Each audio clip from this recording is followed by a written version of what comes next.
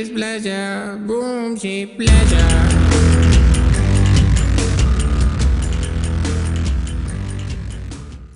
All right, here we go. Ladies and degenerates, safety-based sessions, episode 1. We have a great man on today. The marathon man, the modern day Forrest Gump, Brendan B.Veggie. Here we go. Welcome, mate. Thank you. Welcome. Thank you. Here we go. Woo! First episode. Episode 1. Safety-based Absolutely. sessions. Yeah. Absolutely humbled and I'm just blown away that I'm your number one man. Episode 1. How good. Shut the headset on. I can't believe this is happening. Congrats to getting safety-based session up and away. It's been a big journey for you, and now you've manifested it into the world, and now we're here, Mate, doing it. 2 months in Safety ago, Bay. it was just an idea, and now it's a reality. Boom. Hey, cheers on the waters. Big game tomorrow, eh? So good. All right. Jeez, where do we start? Thanks for having me, bro. Yeah? Yeah. Should we put some sunnies on? If you want. Yeah. I got a bit of a lucky bag down here. No one knows what's behind this bar, but there's all sorts of lucky tip, man. Let's see what you get. Camera, eh? It's a big bag. All right, These so are all sunnies that this people have is left over full of sunnies. throughout the years. Make it a good one. All right. Oh, they're sea breezies. Sea Look how big this breezies. bag is. They're pretty mouldy, eh? And they fucking look like it. Yeah. All right, here we go. Oh, I've got the clears. I can barely I've got see the these. clears. This one's for you, Sea Breezy. Fuck, I'm safe as here now. Looking Put skunks them or away. what? All right, let's just get down straight into it. Like, what has been going on? What has been going on? What have you been doing? Where have you been? Fucking give me it all. Well, mate, it's I've been clearly a couple years away from Perth. Red Centre, eh? Been in the Red Centre. Just thought I'd go on a bit of an adventure journey into the desert. Got a job opportunity with an Aboriginal foundation called Clontarf.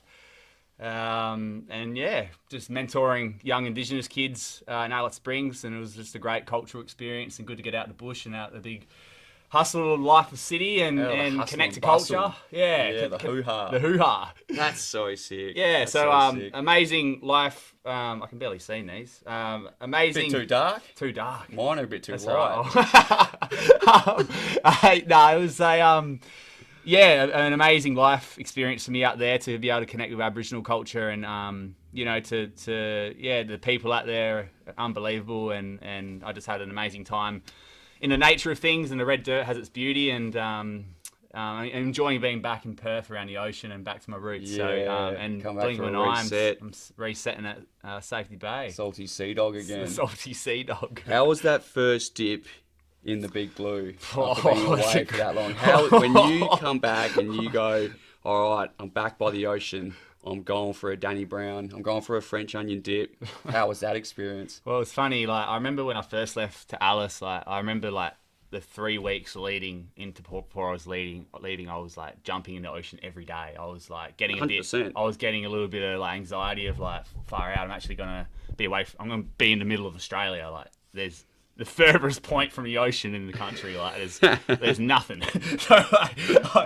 Growing up around the ocean whole life, you're very attached to it, so I started to freak out a little bit. I was ocean dipping regularly, and I remember jumping on the plane and I was just like staring out the window, going like, Oh, you didn't get the window seat, did you? Yeah, I got the window seat. You got the window seat, just one last torture. I got the window seat. I was like, that was tough. And then, but then again, when I was out there, like the Red Centre has its own natural beauty with the mountains and like the water holes, and it has its own therapeutic beauty that I discovered out there. So well, that's like stereotypical true blue Australia, isn't it? It's unreal. Yeah. It's the outback. It's the outback. So it has its own own beauty. So, so to answer your question, when I got back, it was it just. Go on, paint the picture. I couldn't. Go on. It's probably a feeling you can't describe. I felt like I had red dirt on me. I Oh, felt like I was yeah. covered in red dirt out in the bush for a couple of years. Just the iron ore through and years. I just jumped into this ocean, and it just like cleansed the daylight out of me, and I just felt 20 times lighter. Yeah. And I was just like flopping around like a little mermaid out there. Yeah, like a little 100%. dolphin. Just like, in Safety Bay, like it was like, I'm home. Hanging out with the sea. I got swooped by a seagull. Actually, it was the first time I ever got swooped by a seagull. You kidding me? I never thought they swooped, but Out in the water. Yeah, I didn't know they swooped, but they did. So I'm like, good to be back. Yeah, so, he must have known you were pretty foreign. Yeah. So no, good. I've cleansed the red dirt off my skin, and it's good to be back around some salty water. So okay. Yeah. Tell me about the trail running. The marathon man. You're an animal. I couldn't think of anything worse. I get to 10Ks and I'm like, why the hell am I even running? And it's just like, and you're out here doing 110. Yeah. And just run me through that and the mentality, because you're a psycho. There's something. Yeah. I mean, it's just the simplicity of not overthinking the process, I guess. And but like. I guess it is a journey. I wouldn't just go out. I didn't think personally I'll be running 100 kilometers, and let alone trying to actually who would win the races and stuff now and try and compete at a high level. But I guess I just moved to Alice Springs and just fell in love with the nature of things, like I said before, and just enjoyed hiking and exploring and being out on the trail, and I just felt very connected. And obviously, with what happened in my football journey, I had to retire with concussion. So I was a bit, I was kind of like looking for something new, and I was kind of, searching for something new. And then I found a new sport in trail running, and I thought, let's try and run 65Ks. Yeah. Shot off the bat, eh? And there was two options in the event. There was either a 25 kilometer or a 65, and 25 is pretty easy, isn't it? I know, but I had 7 weeks to train, and I went out and I was like, all right, let's just try this and see what happens. And went out there and absolutely got destroyed, because I only just got there, and the race was in May, so I was only there for a couple of months, and I was straight into training. So my legs weren't ready for the rocky terrain through the trails and all the mountain climbing. And you wouldn't. Got to 30 kilometers halfway, and my body completely broke. And you just crawled the other 35. And I just sat in it, but the achievement and the accomplishment that I felt from achieving something like that I didn't think I'd be able to do was like so empowering and amazing, and just the satisfaction. And it just broke a lot of limitations in my mind to what's possible. I guess. What can I do? I could do 110Ks. Yeah, and that was the next thing. Yeah. So, mate, you landed on your feet, because it was such a tough time for you after the concussion. It was. You were a bit in limbo there, you were struggling with vertigo, and it's like, how do I turn this negative into a positive? And obviously your personality, how you are, you've absolutely nailed that, and you made a change, you went somewhere different, you tackled a different beast, and you've just completely smashed it out of the ballpark. So it's a credit to who you are as a person. So you'd be very proud of yourself. It's unreal. Yeah. It's good to watch. We're on the journey with you. Yeah, thanks. It's a big part of why I do it is to inspire others to. I'm not saying the only one that I went through a tough time growing up. A lot of people do, and you can actually, leaning on the right people and taking risk and going on adventures, and life opens up, and you just tackle things, and you can easily get out of it, and that's through connection. For me it was connection through the nature, and that was quite healing as well, to be outdoors a lot. And racing's fun, but it's also like the sense of community of trail runners and finding social groups. Doesn't have to be trail running. It could be kite surfing and Safety Bay. It could be kicking footies around at Belgium City Club. 100%. Lean on your passions. And attack it. Everyone has that tough, but it's what we do in the face of adversity that makes the man. Makes the man. Adversity makes the strong stronger and the weak weaker. Yeah. So, it's unreal, and we need that, don't we? Because the tough times makes us realise how good the good times are. So you need to go through those parts in life, and it's a good chance to learn and grow. Yeah. And I personally don't regret any tough situations that I've been through. If the audience doesn't know, I suffered a concussion for a couple of years, and that turned into mental health problems, and it was a bit of a slippery slope for a while. So I had to retire from footy, and it was really challenging because I didn't know when I was going to get better. I couldn't run. I thought I was going crazy in my mind. It was a scary time. So, and then mixing that with alcohol, and it was just, I was just going down a bit of a slippery slope. So, I wouldn't change anything because I think I learnt a lot through those tough times and came out better, and just learnt a lot of, I guess, life lessons through those tough times. So whenever I do, and going forward, I am going to go through tough times again. That's just a part of life. 100%. And I now know that I can just sit in there and go, right, okay, how can I'm learning it. What am I learning about this? Do I need to change things up? Do I need to reach out to my friends? Do I need to socialize more? What's lacking? How can I be better in this area? How's my diet? Am I exercise?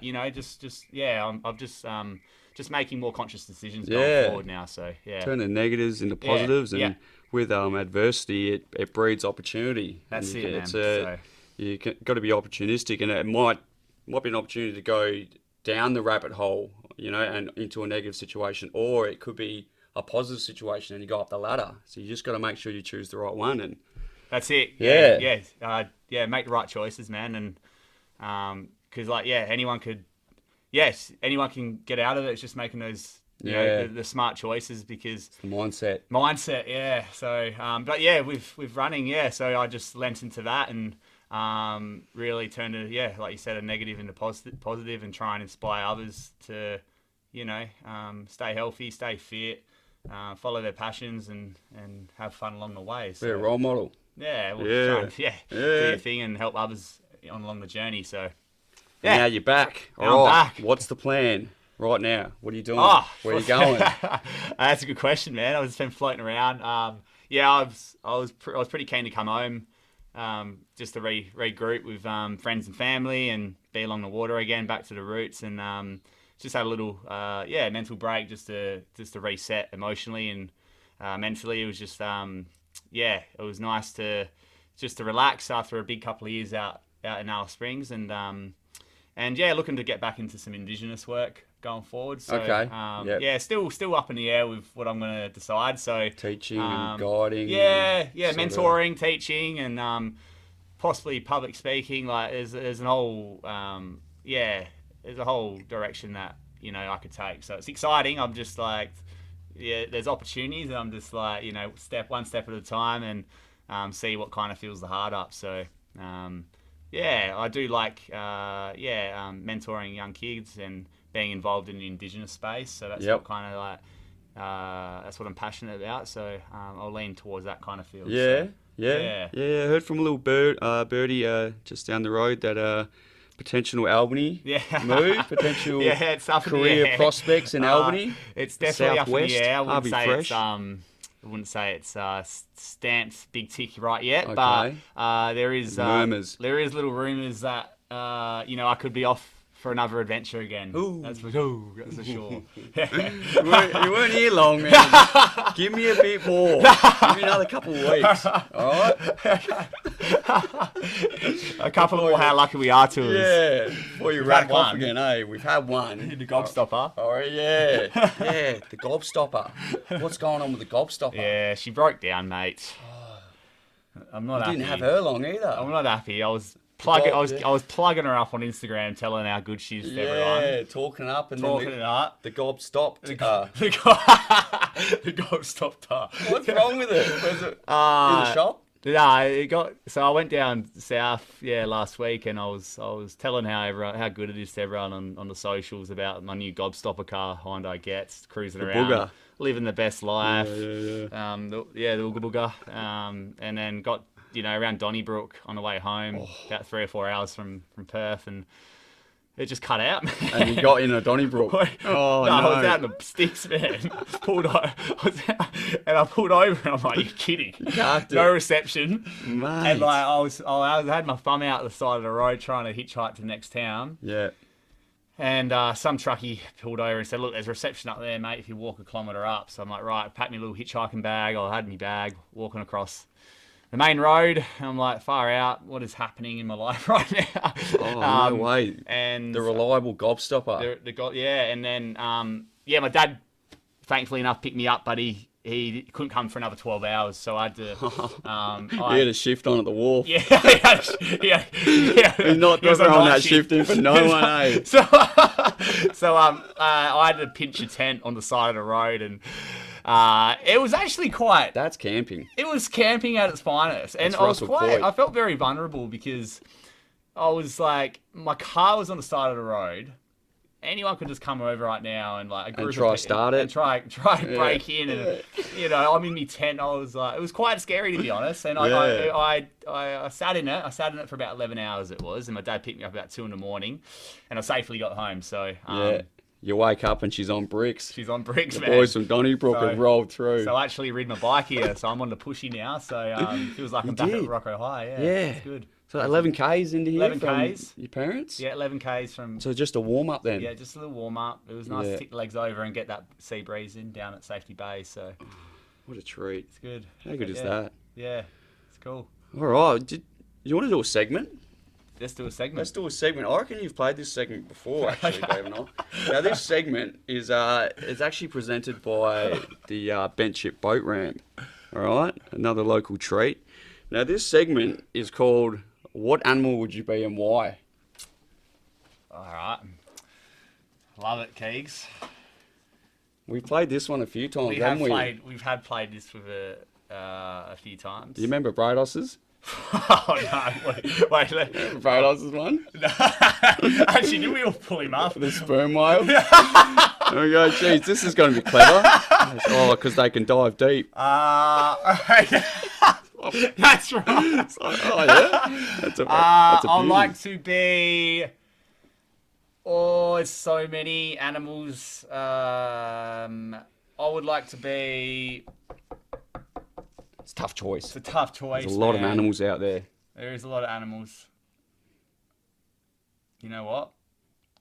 Loves to be a... Thorny devil, mate. The old thorny devil. They're like mini dinosaurs, They're pretty rare, man. Yeah. They're pretty rare. Yeah, bro. They're slow, too. They're slow. They bury themselves underground. Do you reckon they could do a trail? They're out there on the trails. They're on the trails all the time. The way they hydrate is they soak it into their bodies. So they like suck everything in.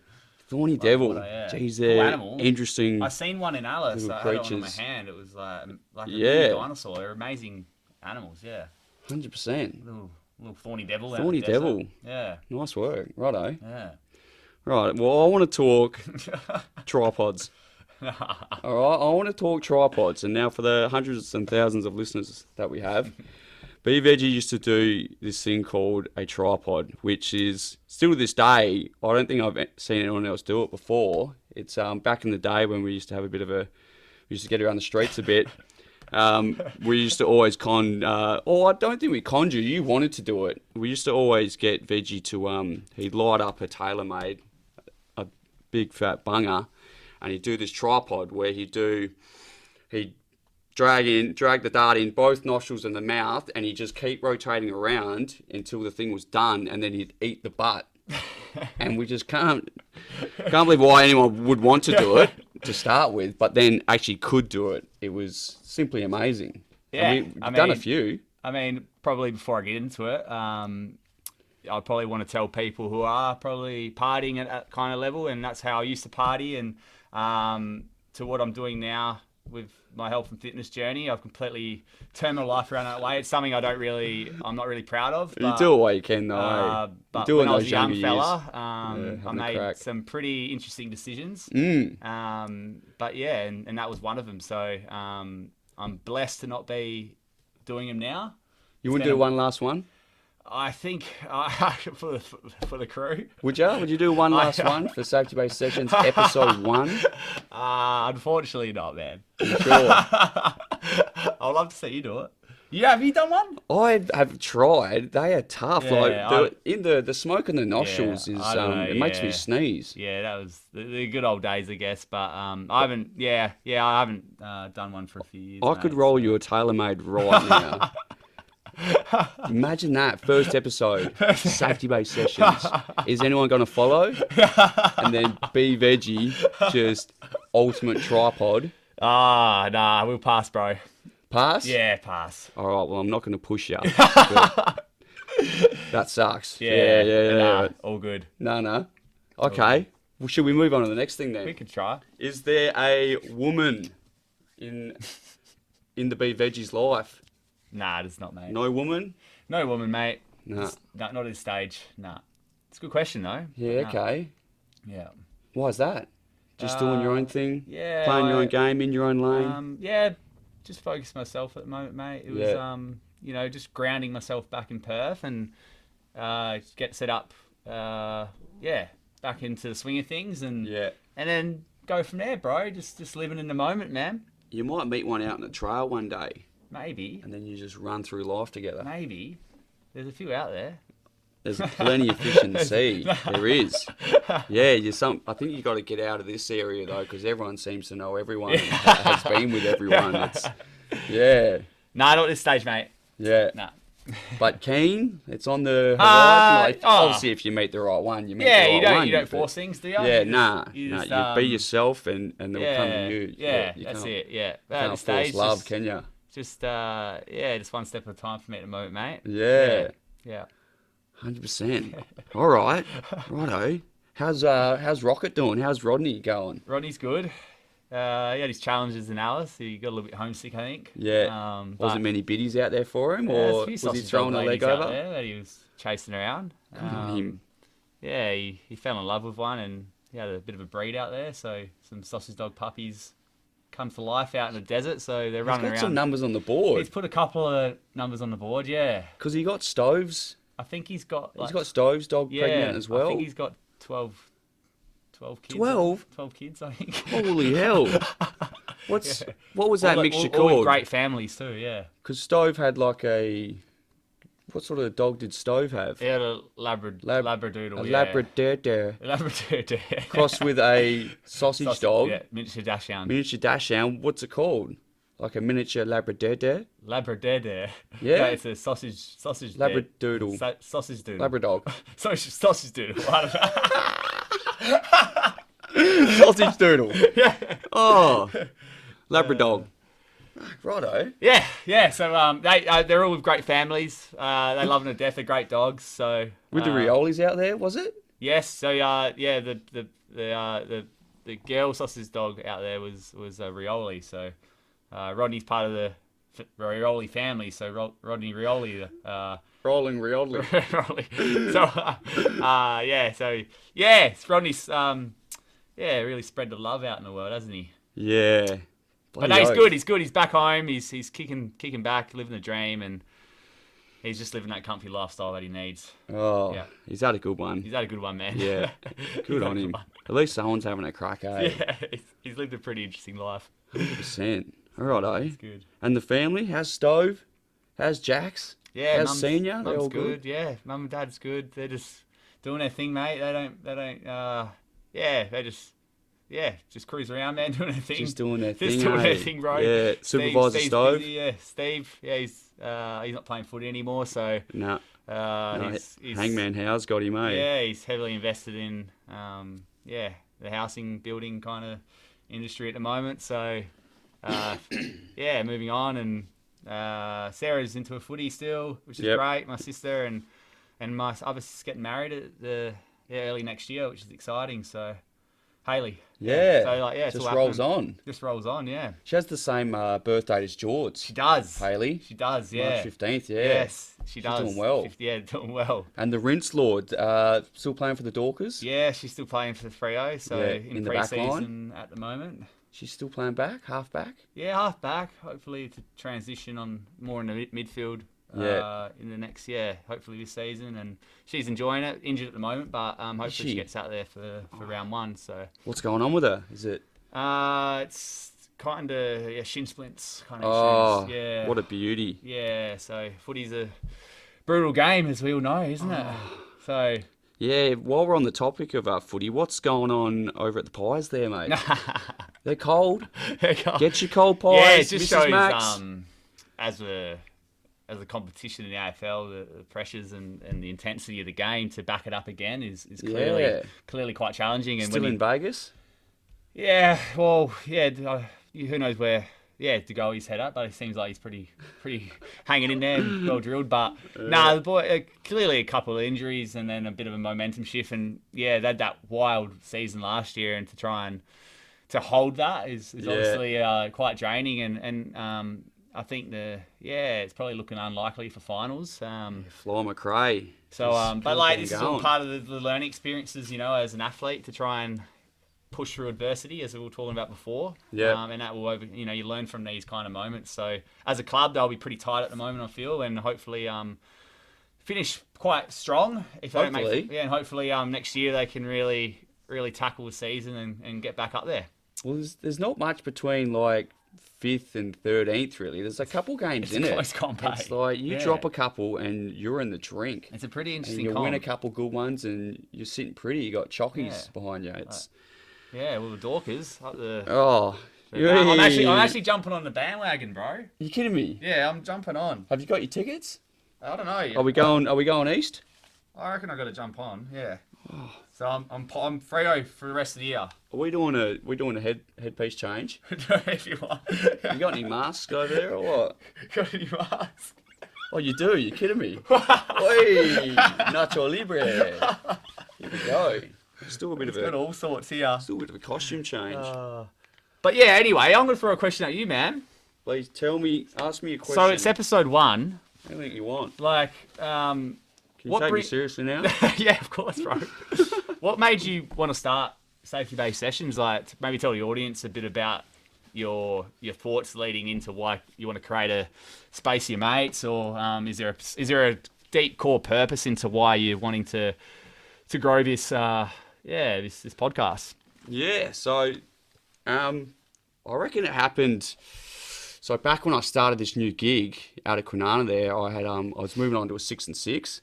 So I was going to be home every night, plenty of time on my hands. I was sort of thinking like I wanted like maybe a different hobby to do. Like footy's going to be finishing up.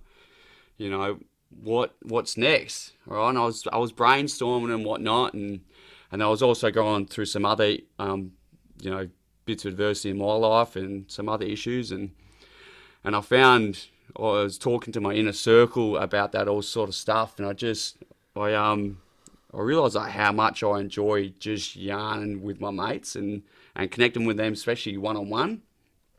And I was up in Ballachura, believe it or not, bloody South Gero, playing footy, and the old boy lives up there, and I cruised through around his afterwards, and Tice was there, my brother, Teabag, and he loves his podcast, absolutely loves him. But whenever I catch up with him, he's just like, check out this one. And I'm like, yeah, usually sort of tuning out a bit, and then I'll chime in. And I was just like, I've never watched one or listened to one before. Right. And then he's like showing me these ones, and we, had a bit of a happy smoke and whatnot, and I was in a pretty good space, and I was sitting there, I was like, righto, should I have a go at starting a podcast? And, I was like, when I have these ideas, I just try to throw all my energy at it. So it just sprouted from there. And I was like, oh, yeah, when we catch up, instead of just catching up like we would, I'll turn the camera on and we'll see what comes out of it. We'll look back on it and see where we're at and where we're going. And like in the future, just be like, oh, imagine that. Yeah, that was a good yarn. 100%, and then I just did some research about what I need and stuff like that, and it's 2 months later, Safety-Based Sessions rocks up, and B.Veggie's episode 1, and it's like you say, it was trying to, through adversity, an opportunity to do something different, and it sort of pushes you to do it, and so I was like, let's just do that, and we're here. Now we're in the nook having a yarn, like we would any other day, but now it's part of a podcast. And it's that simple. And it's great, and this is what I was saying about, following and chasing your passions, bro. Like, when I was in Alice Springs and wanted to just trail run, like I didn't think I was gonna be where I'm at right now in the sport. To be able to podium and win races and break course records and stuff. So you've been doing that. Who the hell knows what you're going to get out of this, man? And there's some great humans out there. There's some great people out there. There's some serious characters here. I know some bloody good people. And I can't wait to interview them all and just catch up like we would and then, you know, a bit of editing and whatnot, publish it so everyone else can have a bit of a look what I'm up to and what these characters are up to as well. But yeah, it's not really, I'm not chasing, you know, something to come out of it. This is more just for myself and my friend group.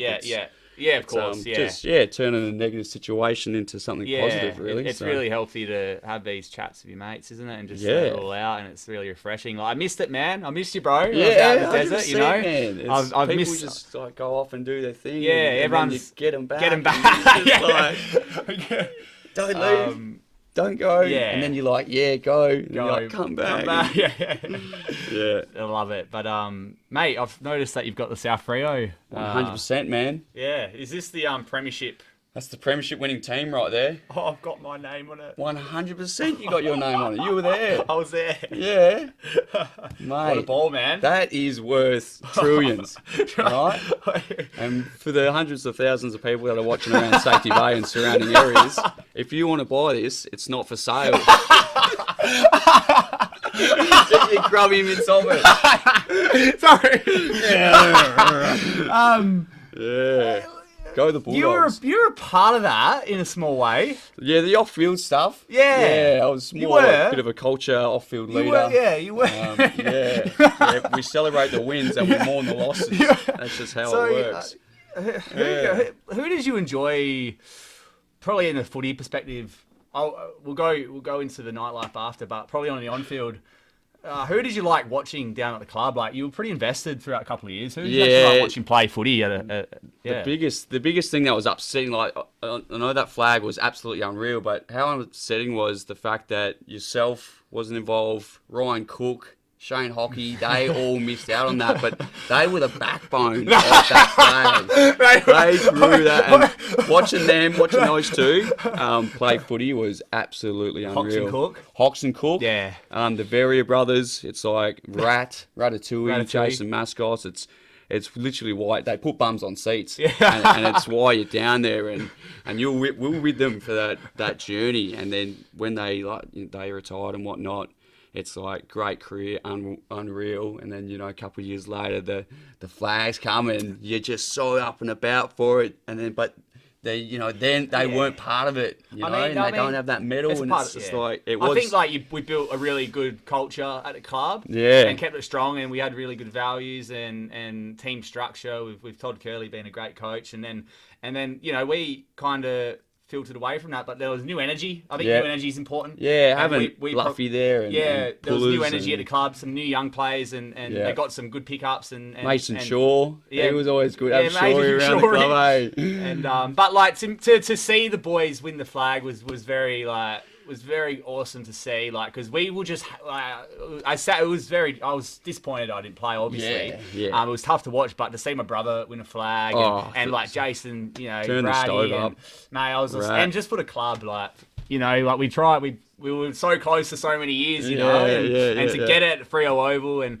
then it was fairy tale, wasn't it? And it was challenging because I put so much energy and love into the club for well over 10 years, and my dream was to win a flag, and you went out on a bit of a negative as well, didn't you? It was a bit like... I think now look at it, I've used trail running as my field to be the best athlete I can be, and that's my sport, and I don't think if that didn't happen, I don't think I'll be at where I'm at today with my trail running career. For sure. So I just I use it as a field to try and be the best I can be in another sport, I guess.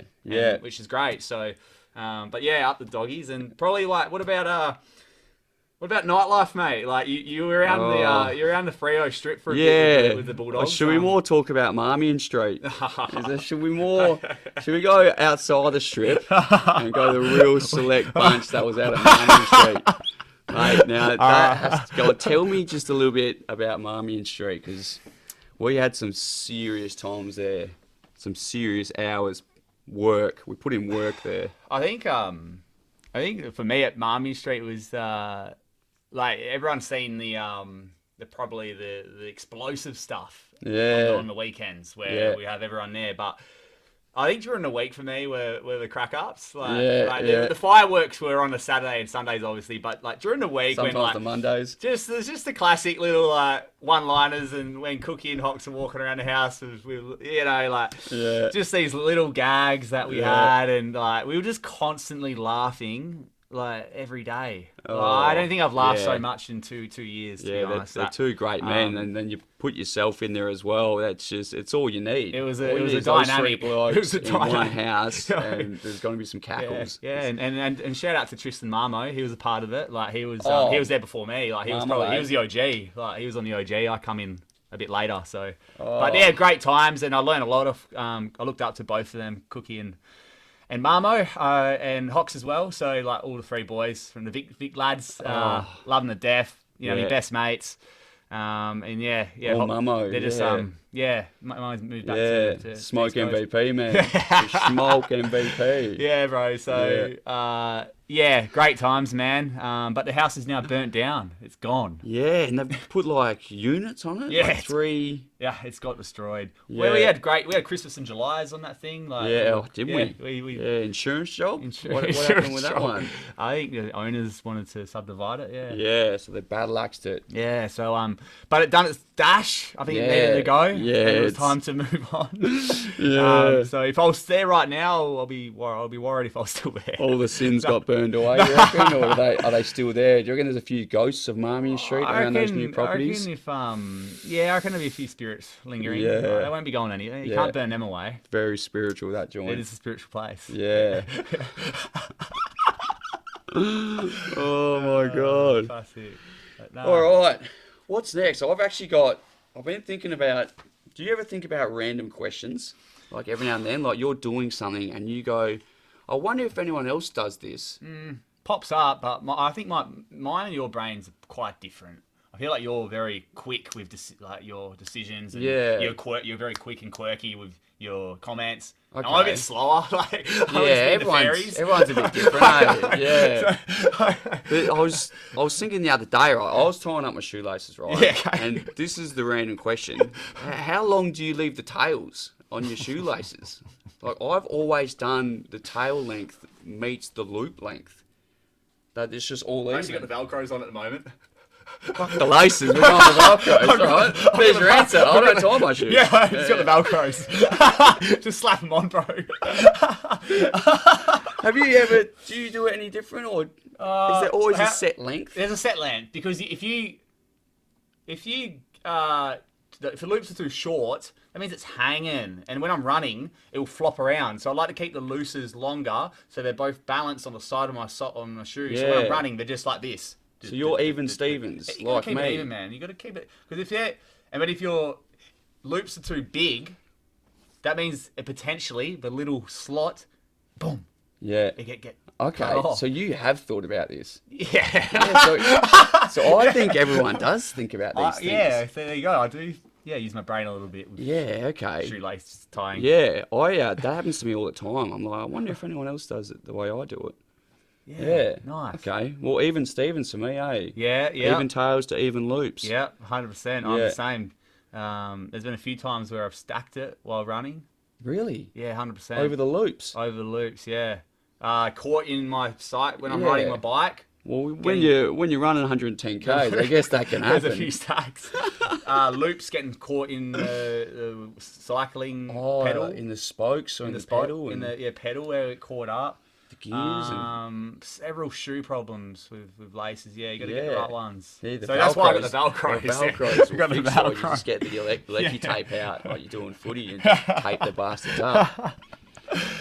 All right, great now, there's this big thing that I think only you and I have done out of our friend group. Really? And that is ayahuasca. Okay. The ayahuasca experience. Now, the native plant out of Brazil that they...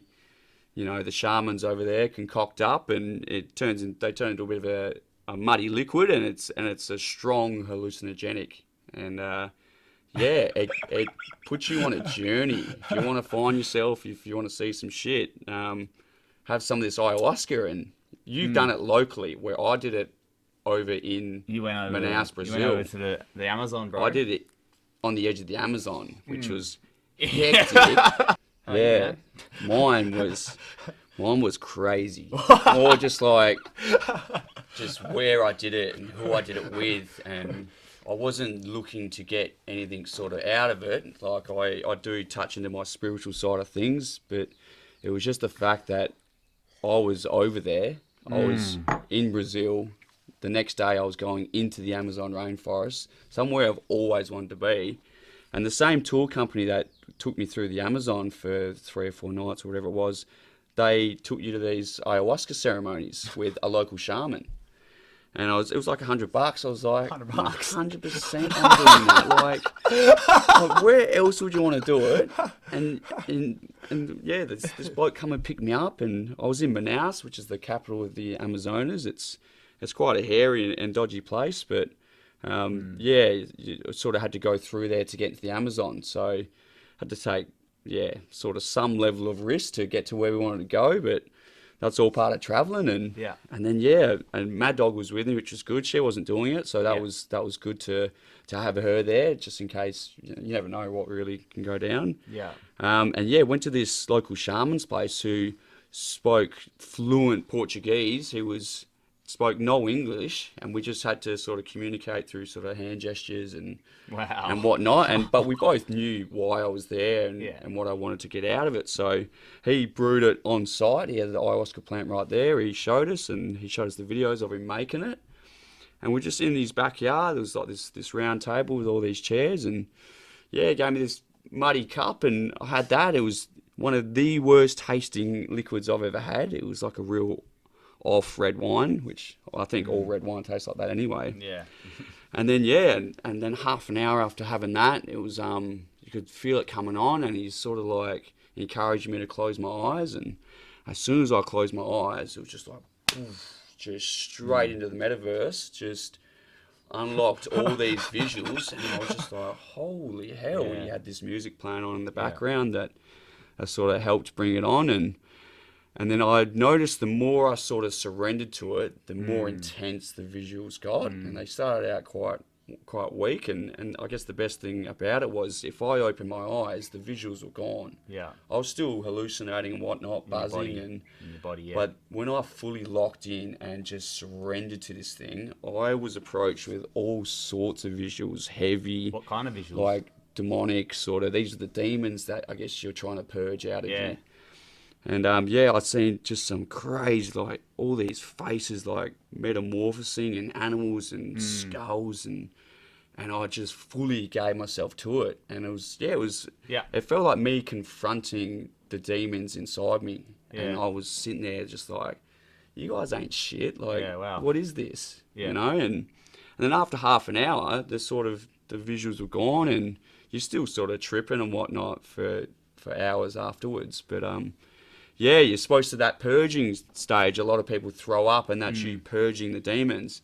And now I didn't throw up, so I don't reckon I'm done with my demons yet. I reckon I've kept them in there, but I've got them in check. Different ways of purging, like sweating spitting, and I didn't sleep that night because I was still sort of hallucinating and whatnot. And the next day we went into the Amazon, into the rainforest, and it was this super crazy sense of belonging, like the old cliche of, I don't want to be anywhere else in the world. I had that, and it was just pure euphoria.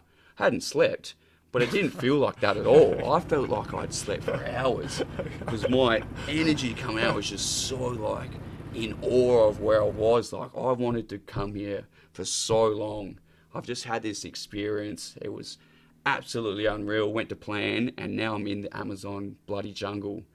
Fuck yeah. And it made that experience 10 times better. I couldn't imagine. It was the culture so experience. crazy. All your senses just enlightened. Man, couldn't believe it. So glad I did it. But very intense. I guess if you don't know what's coming or what you're looking to get out of it, it could go sour, I'm guessing, for some people with the wrong mindset.